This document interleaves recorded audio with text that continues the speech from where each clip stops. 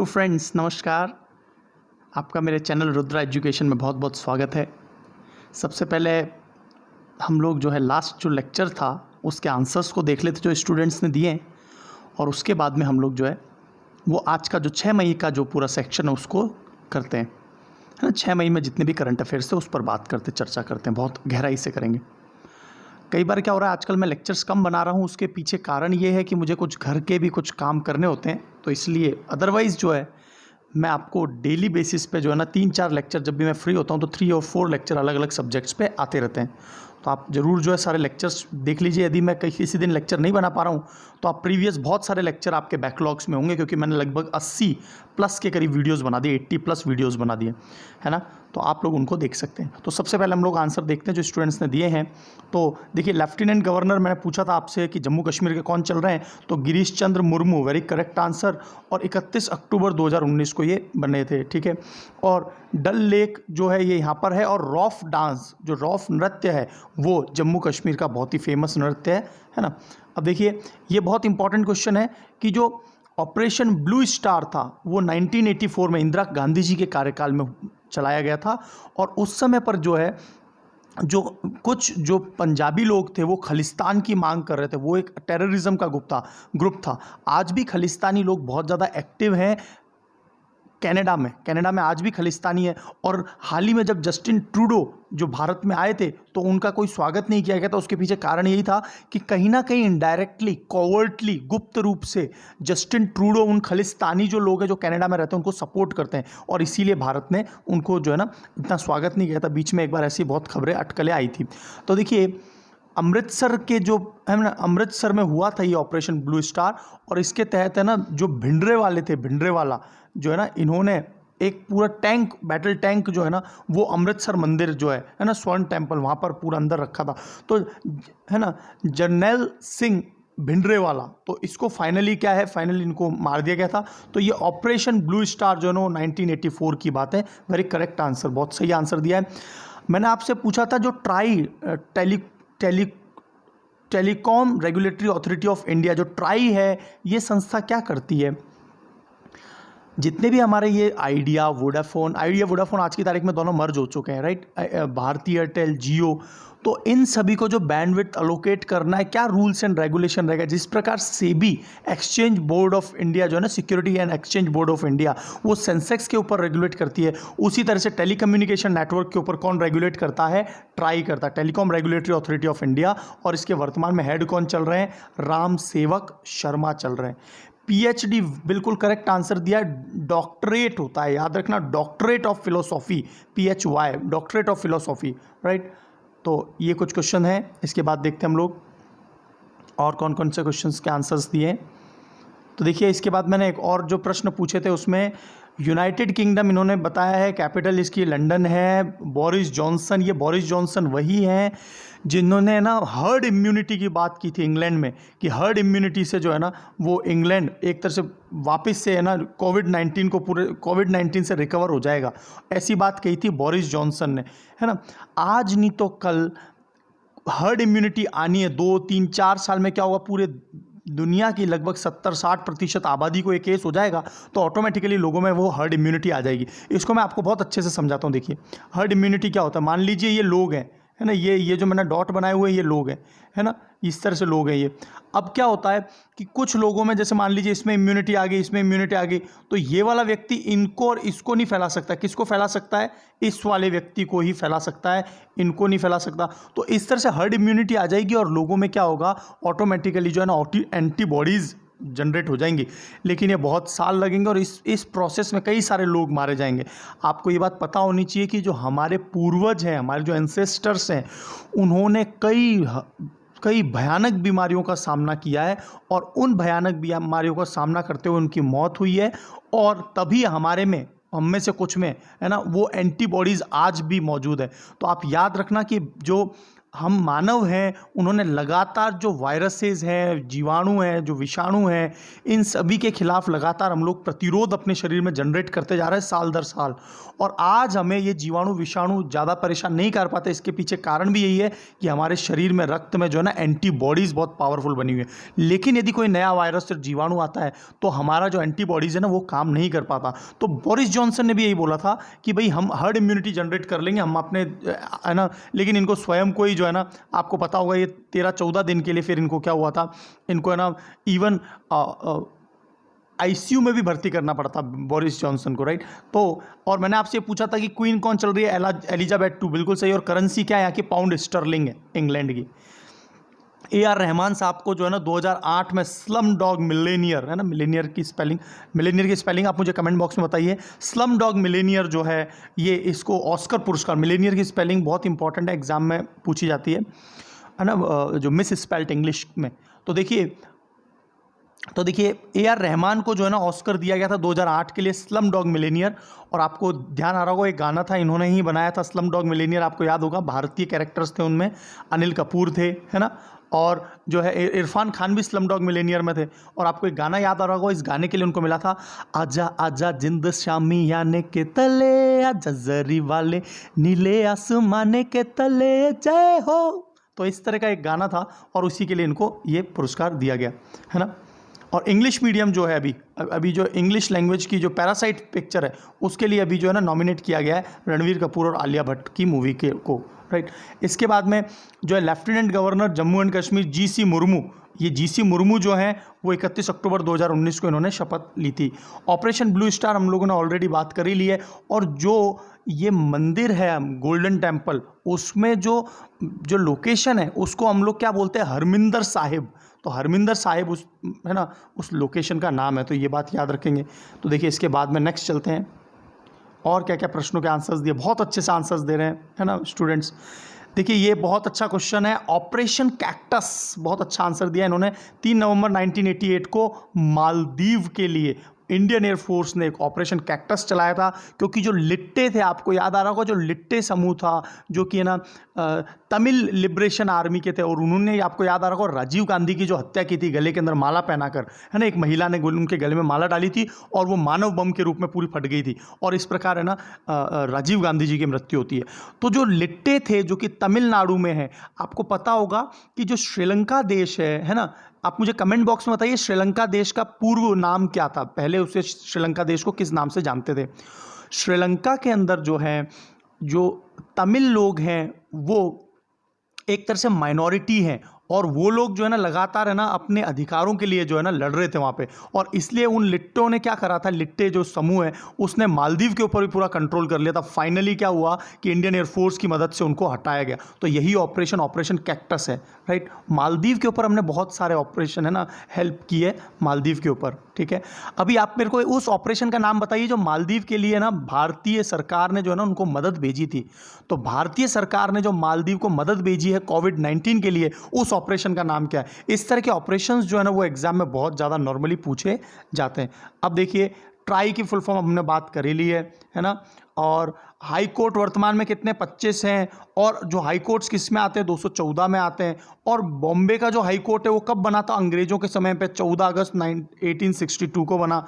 और इसके कंट्रोल में, इसके अंडर में कौन कौन आते हैं, गोवा, दमन, है ना, दादर और नागर हवेली, और दमन और दीव। आपको याद होगा अभी हाल ही में जो है ना, हाल ही में जो 26 जनवरी को दादर और नागर हवेली और दमन और दीव, ये दोनों जो यूनियन टेरिटरीज़ हैं, है ना, जो यूनियन टेरिटरीज़ हैं, है ना, यूटीज़ जो हैं, उनको एक बना दिया गया। दोनों मिलकर क्या बन गए, एक केंद्र शासित प्रदेश, दोनों को मर्ज कर दिया गया, दादर और नागर हवेली और दमन और दीव को। ये यहाँ पर है ना डॉक्टरेट ऑफ फिलोसॉफी आएगा, राइट, डॉक्टरेट ऑफ फिलोसॉफी आएगा। और बोरिस जॉनसन, बिल्कुल ठीक है कि बोरिस जॉनसन इनके PM हैं इंग्लैंड के, और क्वीन जो है क्वीन एलिजाबेथ II। लास्ट कुछ पॉइंट्स चल रहे हैं उस पर बात कर लेते हैं, बोरिस जॉनसन हो चुके हैं। BSE मैंने आपसे पूछा था कि बॉम्बे स्टॉक एक्सचेंज के बारे में मैंने एक बात बताई थी 1885 में, ये एशिया का सबसे पुराना बॉम्बे स्टॉक एक्सचेंज है, और 28 दिसंबर 1885 को ही कांग्रेस की स्थापना भी होती है ना। तो ये बात आपको एक याद रखनी है। और देखिए दादर और नागर हवेली, दमन और Diu, Goa, it is related to Bombay high court, very correct answer. और last one is AR Rahman gain Oscar award in year 2008, बिल्कुल ठीक है, ये हमने चर्चा कर ही ली है ना। स्लम डॉग मिलेनियर की बात आई गई है। तो देखिए आज का हम लोग सेक्शन पे चलते हैं। तो देखिए एक छोटी सी बात और कि आप जो है अपने दोस्तों में ज़रूर शेयर करें, अपने दोस्तों को ज़रूर बताएं कि एक बहुत अच्छा चैनल चल रहा है। और मैं आपको एक और बात बता देता हूं कि जल्दी मैं जो है नेशनल लेवल के जो ऑनलाइन जो प्लेटफॉर्म्स हैं, मैं जल्दी उन पर भी आने वाला हूं, क्योंकि मेरी आजकल बात चल रही है और वो फाइनली उन्होंने मुझे जो है एक्सेप्ट कर लिया है। तो मैं जल्दी आपको 2-3 प्लेटफॉर्म पे और दिखूंगा जहाँ पर मैं UPSC लेवल के कंटेंट्स को कवर करता दिखूंगा आपको, है ना। और आपको जो है मैं डे बाय डे क्वालिटी जो है, वीडियो की क्वालिटी जो है वो भी बढ़ा दूंगा, और आपको बिल्कुल PPT फॉर्मेट में आपको ये सब मिल जाएगा। तो आप बिल्कुल जुड़े रहें और आप अपने दोस्तों को भी शेयर करें। तो देखिए हम लोग आगे चलते हैं।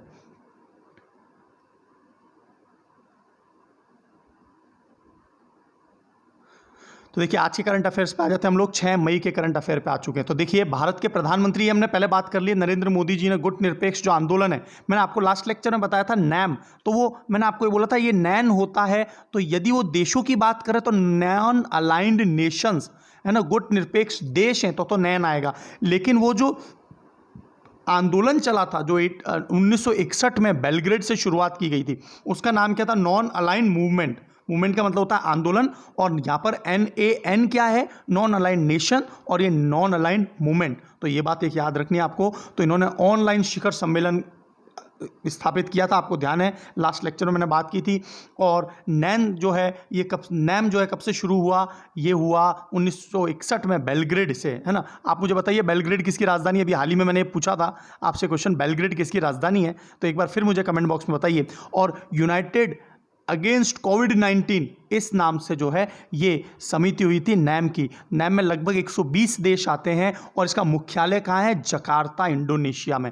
आपको पता होगा इंडोनेशिया की राजधानी जो है वर्तमान में बदल दी गई है, और उसका नाम ईस्ट कैलीमेंटन रखा गया है। I am repeating once again, it is east Kalimantan. और ये जो है जकार्ता जो है वो जावा द्वीप पे आता है, जकार्ता। और जावा पे होने के कारण उसके उसमें क्या है, जैसे जैसे जल स्तर बढ़ता जा रहा है, समुद्रों का जल स्तर बढ़ता जा रहा है, वैसे जावा द्वीप समूह के डूबने की संभावना है। और इसी कारण से क्या है, जकार्ता जो है उसको राजधानी हटाकर ईस्ट कैलीमेंटन जो है वहाँ पर रिप्लेस कर दिया गया। तो अध्यक्ष कौन चल रहे हैं वर्तमान में? तो ये इल्हाम अलीयेव, और ये अजरबैजान के हैं। और अजरबैजान जो है कैस्पियन सागर से बॉर्डर शेयर करता है। कैस्पियन सागर से कुल 5 अलग अलग देश बॉर्डर शेयर करते हैं। तो आप मुझे उन 5 देशों के नाम बताइए जो कैस्पियन सागर, जो कि दुनिया की सबसे बड़ी झील है, उससे बॉर्डर शेयर करने वाले 5 देश। अजरबैजान की राजधानी जो है वो है बाकू। अजरबैजान की राजधानी क्या है? It is Baku. तो बाकू इसकी राजधानी है। तो देखिए इंटरनेशनल मिडवाइव्स डेज, तो ये हम लोग कुछ डेज पढ़ चुके हैं, लेकिन समय समय पे हम लोग इनको रिपीट भी करते रहेंगे। इंटरनेशनल मिडवाइव्स का मतलब होता है जो नर्सेज वगैरह होती है ना, ANM GNM, आपको पता होगा दो कोर्सेज होते हैं, ANM और GNM। क्या होता है ANM? है ना, असिस्टेंट नर्स मिडवाइफरी, और ये जनरल नर्स मिडवाइफरी। तो जब भी नर्स का कोर्स होता है तो ANM GNM करना होता है। तो assistant nurse midwifery, general nurse midwifery, तो ये आपको फुल फॉर्म याद रखनी है। तो इसकी घोषणा किसने की है? WHO, वर्ल्ड हेल्थ ऑर्गेनाइजेशन ने, है ना, वर्ल्ड हेल्थ ऑर्गेनाइजेशन ने। और इसका थीम क्या है? Celebrate, demonstrate, mobilise, united, our time is now. तो ये जो है हमको सबको यूनाइटेड होना हुआ। क्यों? क्योंकि कोविड-19 में ये लोग बहुत अच्छा अपना प्रयास कर रहे हैं। और 2020 को मैंने कई बार बता रखा है आपको, year of the midwives and nurse के तौर पे, ईयर एंड मिडवाइफ्स और नर्स, इसको 2020, ये किसी ना किसी पेपर में आपके जरूर आएगा 2020, है ना। Year of midwives and nurses का डे मनाया गया है। और किसके उपलक्ष्य क्यों मनाया गया है? जो फ्लोरेंस नाइटिंगेल है, फ्लोरेंस नाइटिंगेल का जन्म 1820 जो है आज से 200 साल पहले हुआ था, इसीलिए इस वर्ष को हम लोग मिडवाइफ और नर्स के साल के रूप में मनाएंगे। अब देखिए एक ई मार्केट प्लेस पोर्टल, आपको हो सकता है इसमें विजिबिलिटी थोड़ी कम आ रही हो, लेकिन है ना मैं आपको इसको ब्लैक कलर से भी शो कर दूंगा। अगली बार से मैं रेड पेन की बजाय ब्लैक पेन का यूज़ कर लूँगा। तो सरस जो कलेक्शन है ई मार्केट प्लेस पोर्टल, तो ये किसने लॉन्च किया है? केंद्रीय ग्रामीण विकास मंत्री नरेंद्र सिंह तोमर। तो ये नरेंद्र सिंह तोमर जरूर आप याद रखेंगे। आपको याद आ रहा होगा इरफान खान की एक मूवी भी थी पान सिंह तोमर, है ना, तो उसमें बहुत अच्छे उनको पुरस्कार भी दिए गए थे। तो वो पान सिंह तोमर है, ये नरेंद्र सिंह तोमर है जो वर्तमान में ग्रामीण विकास मंत्री चल रहे हैं। इस जो ई मार्केट प्लेस पोर्टल का जो उद्देश्य है वो क्या है कि ग्रामीण क्षेत्रों में ग्रामीण स्वयं सहायता समूह जो SHG होते हैं, सेल्फ हेल्प ग्रुप, जो आपस में एक दूसरे को मदद करके लोन देने का काम करते हैं। तो सेल्फ हेल्प जो ग्रुप है ना, वो केंद्र और राज्य सरकारों के खरीदारों तक पहुंचाने के लिए बाजार उपलब्ध कराना। कुल मिला के क्या है, बाजार मार्केट उपलब्ध नहीं है तो आसान पहुंच हो सके, जो भी किसान वर्ग है वो अपना जो भी उन्होंने खाद्यान्न उत्पन्न किया है तो उसको क्या है वो बाजार तक आसानी से पहुंचाया जा सके, इसीलिए ये स्थापित किया गया है ना, ई मार्केट प्लेस पोर्टल। तो नरेंद्र सिंह तोमर के पास और कौन कौन से विभाग हैं? केंद्रीय ग्रामीण विकास मंत्री हैं ये, पंचायती राज मिनिस्टर भी यही हैं और कृषि और कल्याण मंत्री भी यही हैं। तो ये बात एक आपको याद रखनी है। यूनेस्को ने अभी जो है यूनेस्को की फुल फॉर्म ने देखी हुई है ना, United Nation Educational Scientific and Cultural Organization, संयुक्त राष्ट्र शैक्षणिक वैज्ञानिक और सांस्कृतिक संगठन। तो इसने क्या है, गिल्मो कैनो पुरस्कार, है ना, गिल्मो कैनो पुरस्कार, जो ये प्रेस फ्रीडम प्राइज है ना, उसे किसको दिया है? ये दिया है जिनेथ बेडोया लिमा, और ये कहाँ के हैं? कोलंबिया के। जिनेथ बेडोया लिमा को दिया गया है इस बार का गिल्मो कैनो प्रेस फ्रीडम प्राइज। तो देखिए तो आप मुझे कमेंट बॉक्स में बताइए कोलंबिया एक तो कौन से महाद्वीप में आता है, कोलंबिया की राजधानी क्या है और कोलंबिया की करेंसी क्या है? तो ये आप मुझे ज़रूर बताएंगे किस महाद्वीप में आता है, कोलंबिया की करेंसी और कोलंबिया की राजधानी क्या है। तो देखिए यूनेस्को के बारे में पढ़ लेते हैं। बहुत इंपॉर्टेंट ऑर्गेनाइजेशन है क्योंकि यहाँ पर साइंटिफिक वैज्ञानिक भी है, शैक्षणिक भी है और सांस्कृतिक, है ना। और यूनेस्को ही जो है ना हेरिटेज लिस्ट भी निकालती है ना, वर्ल्ड हेरिटेज साइट्स कौन कौन सी होंगी। तो स्थापना कब हुई है? जो यूनाइटेड नेशंस बना था 24 अक्टूबर, है ना, 24 अक्टूबर 1945, उसके एक वर्ष के बाद, मतलब 1945 के एक वर्ष बाद, इस तरह से याद रखिए आप कि यूनेस्को की स्थापना एक वर्ष बाद हुई है 1946 में। मुख्यालय पेरिस में है और अध्यक्ष कौन है? आंद्रे ओजोले इसके अभी हेड चल रहे हैं। तो ये प्रश्न किसी भी एग्जाम में पूछा जा सकता है, आंद्रे ओजोले। अब आ रही है बात कि हर्षवर्धन साहब ने जो है ना कोविड-19 की महामारी जो है उसके लिए कोविड कथा मल्टीमीडिया गाइड लॉन्च किया। कोविड कथा का मतलब जो कथा होती है, तो ये हमारे केंद्रीय स्वास्थ्य मंत्री हैं, इन्होंने कोविड कथा नाम से एक मल्टीमीडिया गाइड को लॉन्च किया है। वर्ल्ड बैंक ने वाइस प्रेसिडेंट ऑफ इंटीग्रिटी के रूप में मोहम्मदो डायगन, वर्ल्ड बैंक जो है ना इंटीग्रिटी का मतलब होता है अखंडता, इंटीग्रिटी का मतलब क्या होता है? अखंडता। वाइस प्रेसिडेंट के रूप में मोहम्मदो डायगन को चुना है ना। और वर्ल्ड बैंक के बारे में हम लोग और कुछ बात कर लेते हैं कि जितने भी गरीब देश हैं या जो विकासशील राष्ट्र और अविकसित राष्ट्र हैं उनको ये बहुत ही सस्ते दर पर और लंबे समय के लिए लोन देता है, जबकि IMF नॉर्मली विकसित राष्ट्रों को और उच्च दरों पर लोन देता है। तो दोनों के मुख्यालय कहाँ पर स्थित हैं? वॉशिंगटन में। इसकी स्थापना कब हुई? जुलाई 1944। आपको याद आ रहा होगा ब्रेटन वुड्स सम्मेलन में दोनों की स्थापना हुई है ना, ब्रेटन वुड्स सम्मेलन। और MD और CEO कौन चल रहे हैं? ये अंशुला कांत चल रहे हैं। इंपॉर्टेंट है, आप याद रखना, MD मतलब मैनेजिंग डायरेक्टर और चीफ एग्जीक्यूटिव ऑफिसर जो चल रहे हैं वो अंशुला कांत चल रहे हैं। और अध्यक्ष सबको पता है, ये तो बहुत ही इंपॉर्टेंट है ये भी, डेविड मालपास एक याद रखेंगे, वर्ल्ड बैंक के हेड। और आंद्रे ओजले ये किसके हेड हैं? यूनेस्को के हेड हैं, राइट। अब देखिए आगे चलते हैं हम लोग। वार्षिक क्रिकेट अवार्ड्स की घोषणा हुई है और जो है ना वार्षिक, ये जो है ना न्यूजीलैंड हर वर्ष जो है ना क्रिकेट अवार्ड की घोषणा करेगा, तो न्यूजीलैंड ने ये इस वर्ष से शुरू किया। तो एक बात ये याद रखना। एक ये इंपॉर्टेंट क्वेश्चन है, अंतर्राष्ट्रीय अग्निशमन दिवस, इंटरनेशनल फायर फाइटर डे, है ना। फायर फाइटर का मतलब जो आग को रोकने के लिए जो दमकल होती हैं, है ना, वो बहुत मदद करती हैं। तो ये 4 मई से जो है 4 मई को यह दिवस सेलिब्रेट मनाया जाता है ना। अंतर्राष्ट्रीय अग्निशमन दिवस 4 मई को मनाया जाता है। और पहली बार ये 1999 में बना था। 1998 की एक बहुत तेज आग लगी थी और उस आग ऑस्ट्रेलिया के अंदर लगी थी, है ना, 1998 में। उसके बाद 4 मई से इसको हमेशा, है ना, हर वर्ष मनाया जाने लगा। तो ये इसके पीछे बेसिक कारण है, राइट। इसके बाद में बात कर रहे हैं वाडा। ये वाडा संस्था जो है ना, नाडा और वाडा, आपने नाम सुना होगा। एक तो नाडा है, नेशनल एंटी डोपिंग एजेंसी, वो तो भारत की है। नेशनल एंटी, यहाँ पे वाडा की जगह एन लगा देंगे, डब्ल्यू की जगह, तो नाडा हो जाएगा। वो नेशनल एंटी डोपिंग एजेंसी है, जबकि वाडा मतलब वर्ल्ड एंटी डोपिंग एजेंसी। और इसने हाल ही में भारत के एक डिस्कस थ्रो, चक्का फेंकने वाली एक महिला है संदीप कुमारी, तो इनको 4 वर्ष के लिए प्रतिबंध लगा दिया गया है।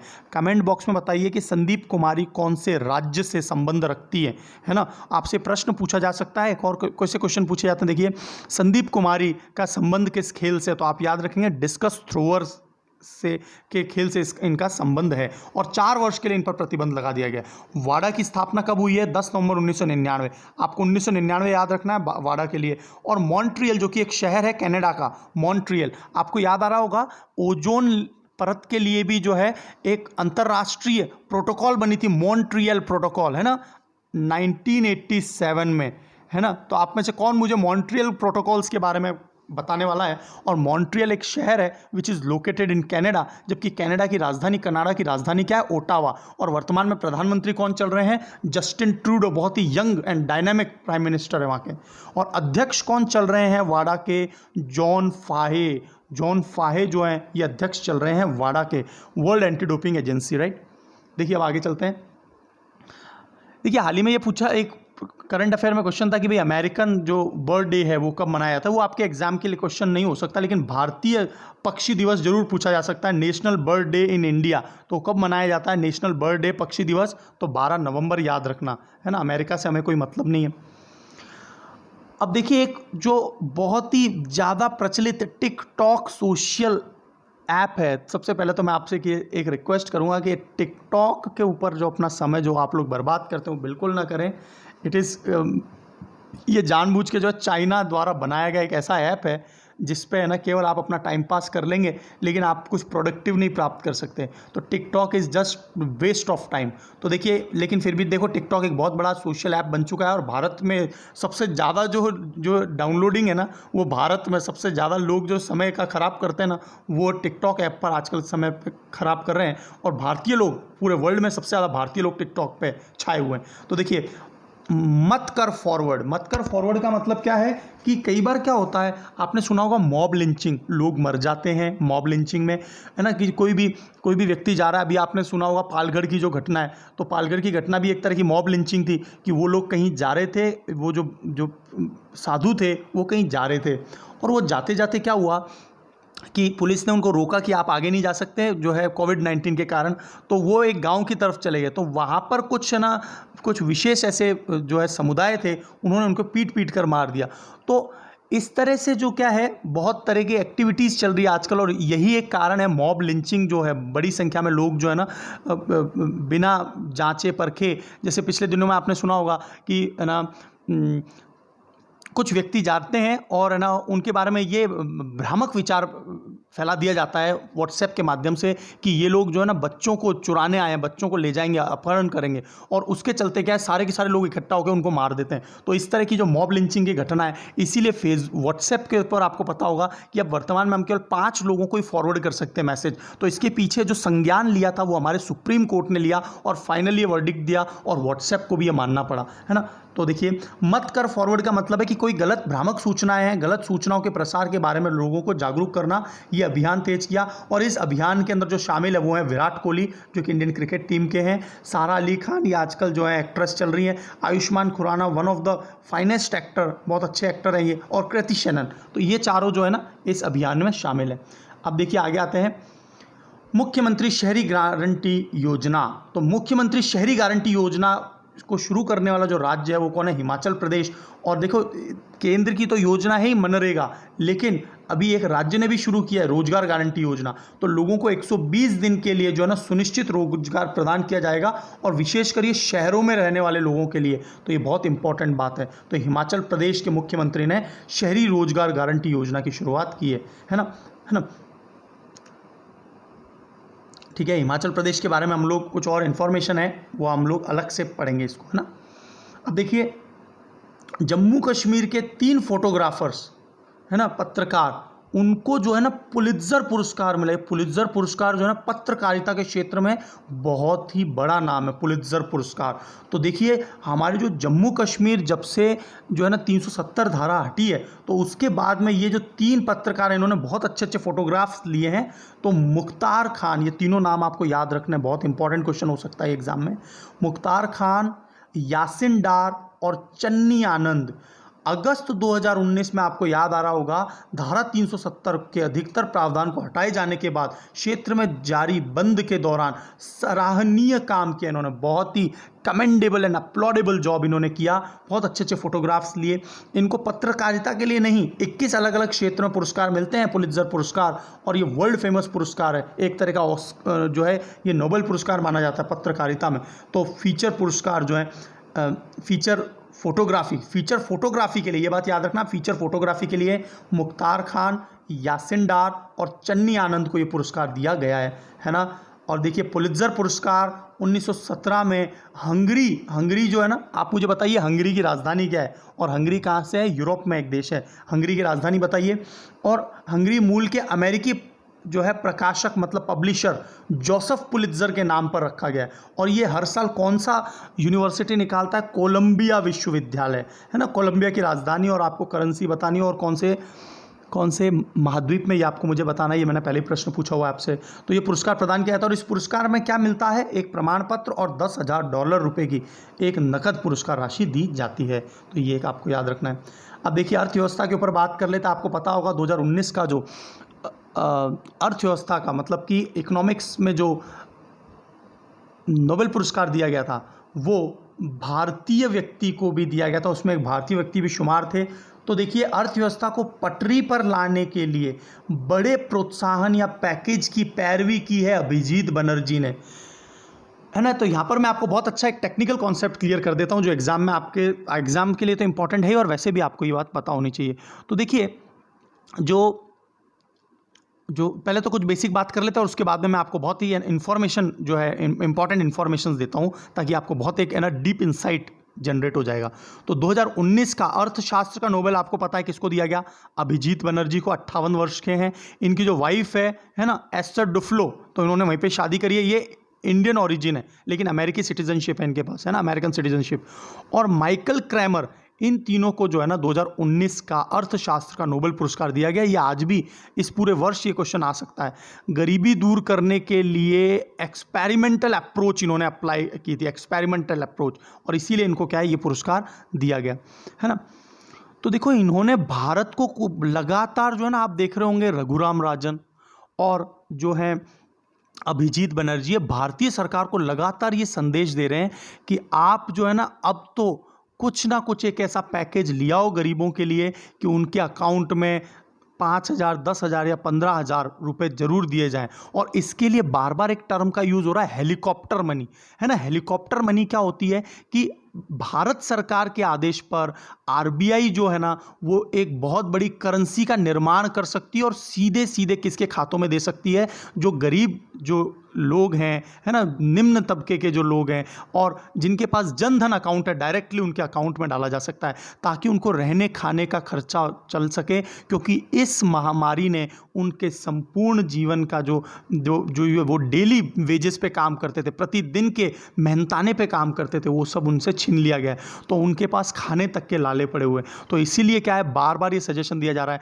यदि लोग ही मर जाएंगे या आर्थिक चक्का ही नहीं चल पाएगा, खाद्यान्नों को कोई खरीदेगा ही नहीं क्योंकि पैसे की कमी है, तो क्या होगा, भारत की जो कंजम्पशन बेस्ड इकोनॉमी है, जो उपभोग आधारित अर्थव्यवस्था है, वो पूरी तरह से चौपट हो जाएगी। और इसलिए ये बार बार जो है ना इस तरह के सजेशन दे रहे हैं। तो हेलीकॉप्टर मनी की बात की जा रही है, तो हेलीकॉप्टर मनी आपको समझ में आ गया। कई लोग ये भी बोल रहे हैं कि इतना भयंकर समय आने वाला है कि हो सकता है कि भारत को है ना वित्तीय आपातकाल भी लगाना पड़े, लेकिन अभी तक सरकार इसके ऊपर इस मत पर नहीं जा रही है। लेकिन हो सकता है भविष्य में हेलीकॉप्टर मनी का कुछ ऑप्शन आ जाए, लेकिन अभी तक जो है ना केंद्र सरकार इस पर कोई संज्ञान नहीं ले रही है, लेकिन इनको बहुत जल्दी ये लेना चाहिए। अदरवाइज क्या होगा, देश में एक बहुत बड़ा इकोनॉमिक क्राइसिस पैदा हो जाएगा, क्योंकि लोगों के पैसे से क्या होगा कि एक भारत में जो चक्र है, सुचक्र है इकोनॉमिक अर्थव्यवस्था का, वो एक अच्छे से चलता रहेगा, राइट। तो देखिए सुझाव क्या दिए इन्होंने, जरूरतमंदों के लिए 3 महीने तक का अस्थायी राशन कार्ड मुहैया करवाना, टेम्परेरी 3 महीने के लिए। सूक्ष्म लघु और मध्यम उद्योग जो पूरी तरह से खत्म हो चुके हैं, है ना, स्मॉल माइक्रो स्मॉल और मीडियम जो एंटरप्राइजेज है वो तो पूरे बर्बाद हो जाएंगे। इस क्षेत्र को जो है ना, छोटे छोटे जो क्षेत्र हैं वो कोई लोग कुछ भी खरीद रहे नहीं है, तो लोगों के पास पैसे का जो एक फ्लो था वो सब कुछ गड़बड़ा गया है, तो लोगों के पास कुछ भी नहीं है खर्चा करने को। तो एक this is all the good suggestion, लेकिन अभी तक इंडियन गवर्नमेंट इस पर कोई संज्ञान नहीं ले रही है। तो रूस लॉन्च करेगा आर्कटिक जलवायु और पर्यावरण निगरानी के लिए अपना पहला सैटेलाइट। आपको पता होगा यदि ये पृथ्वी है तो ये ऊपर वाला जो भाग है पृथ्वी का वो आर्कटिक और ये नीचे वाला अंटार्कटिक। तो आर्कटिक जो देश हैं जैसे रशिया है, ग्रीनलैंड है, नॉर्वे, फिनलैंड, कनाडा, तो ये सभी जो है ना आर्कटिक जो है क्षेत्र में आते हैं, नॉर्दर्न वाले पार्ट में। तो वहाँ पर क्या हो रहा है, लगातार गर्मी जो बढ़ती जा रही है ग्लोबल वार्मिंग के कारण, वहाँ पर जो है पानी और बड़ी बड़ी जो चट्टानें हैं, जो बर्फ़ की चट्टानें, वो पिघल रही हैं। तो इसलिए क्या है, व्लादिमीर पुतिन जो हैं, जो कि हेड ऑफ द स्टेट हैं रशिया के, तो रशिया द्वारा एक कौन सा लॉन्च किया गया है, आर्कटिक जलवायु के लिए आर्कटिक एम सैटेलाइट। तो आपसे प्रश्न पूछा जा सकता है, आर्कटिक एम सैटेलाइट किसके द्वारा लॉन्च किया गया, रूस के द्वारा, आर्कटिक एम सैटेलाइट, है ना। आप कंफ्यूज हो सकते हैं, कनाडा भी तो कर सकता है, नॉर्वे, फिनलैंड, स्कॉटलैंड, या फिर जो है स्वीडन कर सकता है ना, लेकिन ठीक है। तो जो है रशिया, रूस की जो राजधानी है सबको पता है मास्को, और रूसी रूबेल ये यहाँ की मुद्रा है, रशिया की मुद्रा, राइट। तो ये सब आपको है ना, करंट अफेयर का सबसे बड़ा फायदा यही है कि आपको दूसरे जो मिसलेनियस क्वेश्चन है वो भी सारे कवर हो जाते हैं, है ना। तो अब देखते हैं आगे। तो आईसीआईसीआई नहीं, माफ़ी चाहता हूँ, आईसीसी इंटरनेशनल क्रिकेट काउंसिल जो है, जिसका हेडक्वार्टर आपको पता ही है कि वो दुबई में, तो टेस्ट रैंकिंग जारी की है। तो कुछ टेस्ट रैंकिंग के बारे में हम लोग बात कर लेते हैं। तो जो वनडे क्रिकेट है, वनडे क्रिकेट जो है ना, वनडे क्रिकेट जो है, ओडीआई जिसे बोलते हैं, उसमें नंबर 1 पर कौन सी टीम है, इंग्लैंड। सेकंड नंबर पे भारत है और न्यूजीलैंड थर्ड पे है। तो वनडे में भारत का रैंक कौन सा है, सेकंड, फर्स्ट कौन है, इंग्लैंड, ये बात याद रखना। T20 की जो रैंकिंग है वो अलग से आती है, आपको पता ही है। तो यहाँ पर T20 में नंबर 1 देश कौन चल रहा है, ऑस्ट्रेलिया, सेकंड नंबर पे इंग्लैंड, भारत तीसरे नंबर पे, ओडीआई पे सेकंड, और T20 रैंकिंग में भारत जो है थर्ड नंबर पे है, और टेस्ट रैंकिंग में अगेन भारत थर्ड नंबर पे, फर्स्ट नंबर पर ऑस्ट्रेलिया, सेकंड नंबर पर न्यूजीलैंड। तो आपको ये कुछ पॉइंट्स आपको याद रखने हैं। ये जो पीडीएफ है ये मैं आपको जो है समय पर जो है आपको मेरे व्हाट्सएप ग्रुप, है ना, फेसबुक पर और मेरे टेलीग्राम चैनल पर मैं आपको पेस्ट करता रहता हूँ, और टेलीग्राम चैनल का लिंक मैंने आपको नीचे दिया हुआ है, तो आप वहाँ से पीडीएफ ले सकते हैं, है ना। भविष्य में जो है मैं आपको टाइप्ड पीडीएफ दूंगा, और भविष्य में ही मैं आपको साथ जल्दी जो है ना नेशनल लेवल के जितने प्लेटफॉर्म है उस पर भी आने वाला हूँ, क्योंकि मेरी उनसे लगातार वार्ता चल रही है।